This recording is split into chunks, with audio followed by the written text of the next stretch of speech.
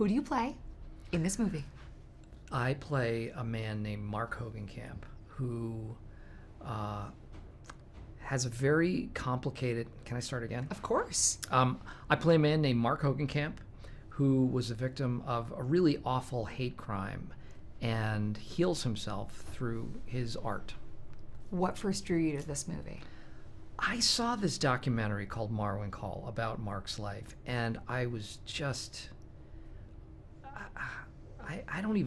it's hard to even find the words. It really got inside of me. He's a kind person. He's really the epitome of generosity, of spirit. He's, in the face of something so terrible, he was able to come out the other side as I think a beacon of generosity and really the resilience of human spirit. And I think he's the greatest. And we've become friends. So that's probably the best part of this whole process, is that I consider him one of my friends, and I think he does the same. Would you consider Robert Zemeckis one of your friends? Oh yeah, Bob Z, yeah, my buddy Bob. It's so funny. I keep thinking, what do I call Robert Zemeckis? Is it Mr. Zemeckis?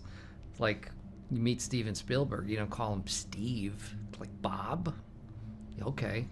But he's very unassuming. He's such a nice guy. He walks on a set and he makes everybody feel comfortable. He doesn't carry baggage of being Bob Zemeckis. He's just, he's the guy in the trenches with everybody else trying to make something good. What do you hope audiences take away from this movie? I hope they take away the fact that there's a beautiful spirit to the character of Mark Hogenkamp. He's a person completely lacking in cynicism, and I think he displays a very positive outlook on life, even in the face of something so horrible. And it's just a nice takeaway this day and age. Can you talk about working with the women of Marwen? Well, from Mark's perspective, women are the real Mark. Women are the most important aspect of the real Mark's life. The person who found him when he was left for dead was a woman. The people who nursed him back to health, the people who continue to take care of him, the people he trusts most in the world are all women. And there's a line towards the end of the movie where my character says, "Women are the saviors of the world."